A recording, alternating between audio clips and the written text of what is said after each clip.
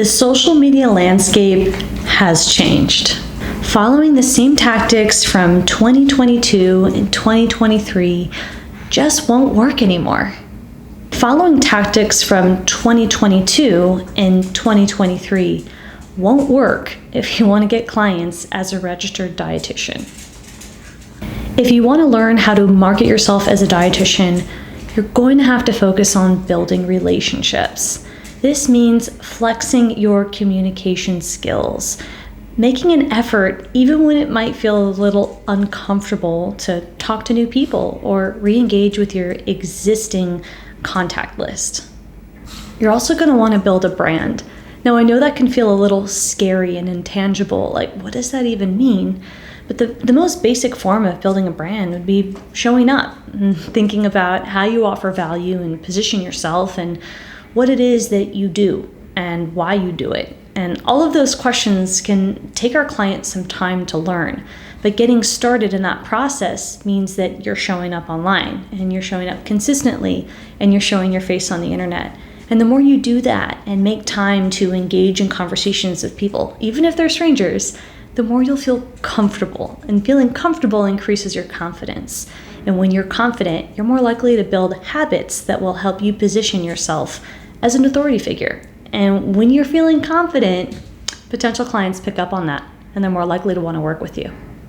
Now, I'm sure you've heard me say this before in other videos. It's important to identify your target market, meaning who is the type of person that you want to work with? What are their specific characteristics? When you're thinking about your target market, you want to think about what are the person that you're trying to help. What are their hopes and dreams? What do they want to accomplish? For example, if you're in the fertility space, you're helping women fall pregnant naturally. That might be something that you want to talk about, and you want to discuss the problems that women in that space experience when they're trying to become fertile. What are the common issues? What are the conversations they're having? What are the words they're using? And if you can't think of this off the top of your head, you might want to do a little bit of research and start looking at threads on social media. Start Googling these questions, and maybe you haven't narrowed down as specific as helping in the fertility space, so you just want to start more broadly with nutrition, plant-based, chronic disease until you have narrowed down who you want your target market to be.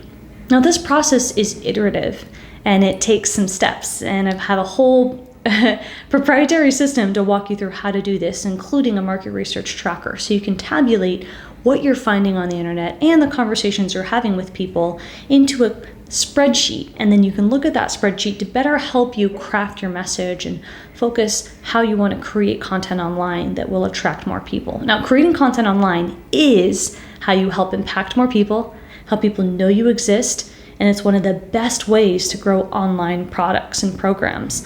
But it doesn't just happen by creating content. It takes time. It takes time to feel comfortable putting out content consistently and then creating content that's effective, content that helps you convert. And when I say content, I mean emails, right, for email marketing. I mean social media assets. It could be pins for Pinterest. It could be blogs for your website. It could be videos for YouTube, although YouTube is a search platform, not technically social media. It could be podcasts, episodes for your podcast. It could be posts for Instagram. It could be TikToks on TikTok. I mean, the list goes on and on for what is considered content. It's basically anything that lives on the internet. And the more that you can be strategic about what you're posting, when, who it's for, why, and how does it fit into your overall strategy, the more effective that you can be, but not without looking at your conversion rates. So there's a lot of strategy that goes into content marketing. But if you're at the beginning of your journey, keep in mind that posting consistently and showing up and being open to adapting to changes that happen is an important part about being successful as a dietitian and also being responsive to social media in 2023. Now, you might be wondering about the benefits of using social media, and that's a completely reasonable question to ask. So I want to pull up on screen here the benefits from using social media from a report from one of the top industries in social media called Social Media Examiner. And this report is showing what some of the top trends are. And it's a free report if you want to grab it. And what I love from this is that social media primarily helps with increased exposure, then traffic, then generating leads, developing loyal fans, and of course improving sales. Those are huge benefits. As dietitians, we're looking to become visible and help more people, and there's no better place than positioning ourselves on social media, and not only to gain followers and people who might be interested in how we can help them with their nutrition problems, but also so that we can be a resource for people. Creating free content is part of our duty as dietitians to really communicate effectively online and help people. And there's so many people that need to be helped. I want to remind you about the exposure aspect of social media, because if people don't know who you are, if they don't know you exist as a business entity, and they're not familiar that you have something you can sell that would help them, well, it's going to be really hard to get a paying client if people don't know you exist. So people knowing who you are is the beginning of the process when it comes to marketing, or traditionally it's called the top of the marketing funnel. People know who you are, they have to know who you are to then decide if they want to work with you, to then purchase one of your products or services. And social media will help with that brand recognition piece. If you're wondering what's the best way to grow on social media, it's a good question. You got to create a memorable brand. And in doing so, I don't mean choose strategic colors like pink or yellow. I mean, be different and look at that factor of differentiation and think, how do you stand out from the next dietitian? Now, it's good if there's competition. Let's say you're in the sports performance space. Of course, you're not the only dietitian in that space, but there's something about you that's uniquely distinct from the next dietitian in the sports performance space. So you want to be thinking critically about what you do and how you do it and why you do it, and discuss that regularly in your process of crafting your message, because developing a brand that's strong is going to help people remember you. And that could be partially your personality. It can also be your framework about how you help people. It could be why you do what you do. Maybe you are an athlete, if we're going with that example, and people can resonate with the fact that you have an athletic background. People resonate with the fact that I'm a dietitian here at Dietitian Boss. So those are examples if you're looking at thinking about how branding can work for you. The obvious part of branding would be a logo, right? Like a brand board, and that can help you standardize your visual identity. And where that's really fun, I see a lot of our clients get very caught up in this visual identity where they forget about solving actual problems, because there can be a lot of pretty businesses and attractive color schemes and logos, but ultimately what you want to do is position yourself as different from someone else and solve a problem that people actually have. And if you can position yourself as uniquely different and solve big problems, then you are ahead of the game, and that's what you want to focus on as a dietitian. In our membership, you actually get access to logos and brand boards, so you can start using those assets. They're templates that come with my membership, and you can start applying them to save you a lot of time and energy so that you can standardize your brand. And we also have a lot of resources to help you figure out what problem you're solving and how you stand out. You want to study the competition. Now, I don't mean get hung up and start comparing yourself, and I know that's really easy to do, and you start this self-loathing, kind of angry at yourself type of a thing. And I know what happens to all of us. Earlier on in my career, I used to be a little more sensitive about competition. And as I've matured in my business, I realized that competition is part of business, and it's a good thing. I see my competitors as people that I can collaborate with. Not everybody's willing to collaborate with me, but that's how I see our competitors. And I think it's important when you're looking at competition to think analytically. Who's out there doing what you're doing? Who's out there that's similar? And how do they position themselves? And if you do that without obsessing about it, it's going to help you have a general sense of the market and of who's out there. You want to study your target audience, meaning who you're serving.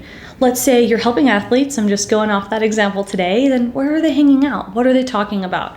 Are there hashtags that they're hanging out at? Are there feeds where they're making comments? Or where can you find people and build relationships with them? How can you attract them over to your feed? And how can you find where they're hanging out? Now, this could be blog posts. This can be a comment section of social media. This can easily be through tags and hashtags on TikTok and Instagram.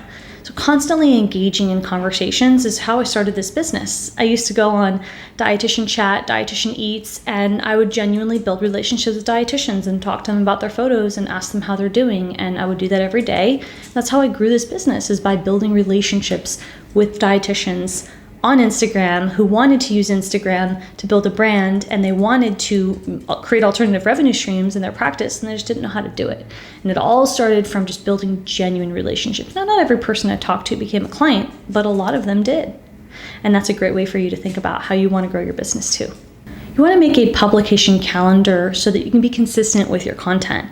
Now, I used to say post a lot per week, and where I still do think that's true, I want you to post the amount of times that you can commit to, because being consistent matters most. So what I suggest is coming up with a 6-month plan. You can either post twice a week. You can also post 4 or 5 times a week. It's ideal to post more times per week, and you can auto schedule your posts. So it's not like you're manually doing it every day.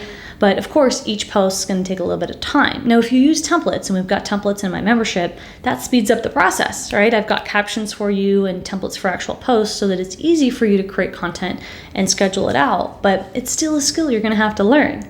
And when you can post regularly, whether it's a photo of you or you're talking about something related to nutrition or sports performance, that is what's going to help you build your brand in addition to building relationships. So posting regularly, having a schedule, and then being patient and realizing that creating better content only happens if you start to create content regularly. Now, a lot of our clients get tripped up thinking like, oh man, how come my content isn't doing good? How come I'm not growing a lot of followers? How come I'm not making a lot of sales? And they've been posting for 3 seconds. So keep in mind that it takes time, especially with content marketing. It can happen faster, and that's awesome. But for most dietitians, creating content and then building your brand and growing your email list and getting loyal followers is a process. And being patient and being appreciative and adopting a growth mindset is all part of growing your business and adding value in the field of dietetics, really. So in 2023, you're going to want to stay up with content trends. Now, this one can frustrate me a little bit because it can be exhausting. I blink my eyes and there's a lot of new trends to keep up with.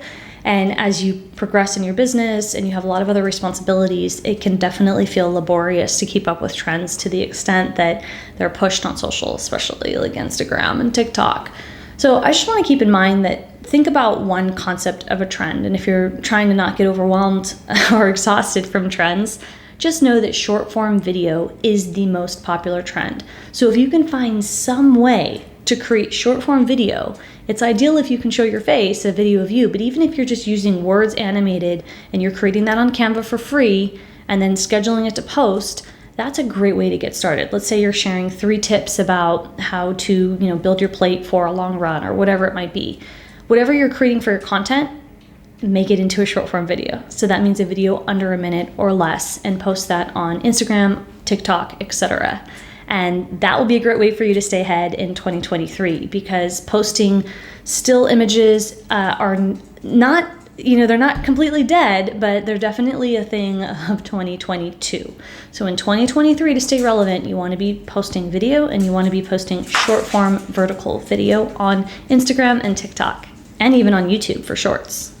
You want to establish a strategy for each social media platform, and that's why you want to start one at a time, because of course it's exhausting if you're trying to grow multiple platforms at once and you're starting to codify your brand and you're building a lot of skills and you can feel overwhelmed. So that's why I suggest once every 6 months or even 12 months is when you would expand out to other platforms. So when I first started 4 years ago, I started on Instagram, and then about a year later podcast, and then about a year later YouTube. So it's been progressive. I do about 1 new platform a year-ish in this business, and then each platform has a subsequent strategy. So what I suggest is that you first focus on consistency.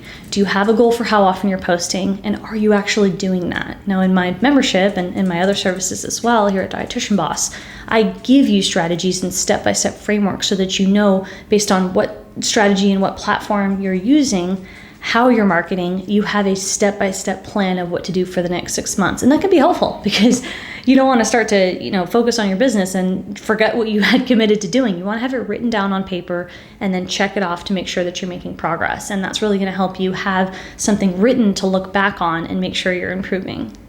Now, this goes without saying, and in 2023, you got to interact with your followers.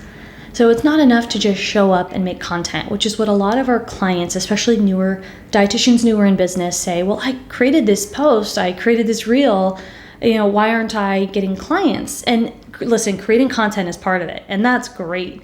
But you're going to need to do more than just create content. You want to engage with people who are following you. And if you don't have a following yet, which is totally fine, you can start engaging with people that might fit within your target market or demographic. And you can start with friends and family if they're willing to support you. And if not, then you're going to have to go out and try to talk to people and build genuine relationships. Everything really goes back to building relationships and finding a way to provide value for people. Lastly, you want to follow relevant profiles. So let's say you're in the sports performance space, you might want to follow other sports performance dietitians or people in a complementary space or people that you think are going to add value alongside with what you're doing. And that can be a great way to keep you motivated, and then you could follow them and start engaging with them and start enjoying the process of using social media in 2023 as a way to get clients. So you want to be relevant, and you also want to be mixed in the conversation with like-minded people. It doesn't have to mean competitors, but people who are doing something similar or adjacent to what you're doing. If you're wondering what the fastest growing app is, it's TikTok. Now you might already know that, but what you might not know is that Facebook is still number one. So where TikTok is growing fast, Facebook still has the highest amount of users, followed by Instagram, then YouTube. So where TikTok is growing, you're still going to find that the most marketers are using platforms such as Facebook and Instagram and YouTube. So it doesn't matter necessarily what you pick, as long as you pick something and you create a strategy. Now, I'm a fan of Instagram. I think TikTok can be helpful as well. I think you got to choose something, develop a strategy, and then you got to work the plan. If you like this video, I want you to watch this next video on my 5 steps to starting your dietitian private practice.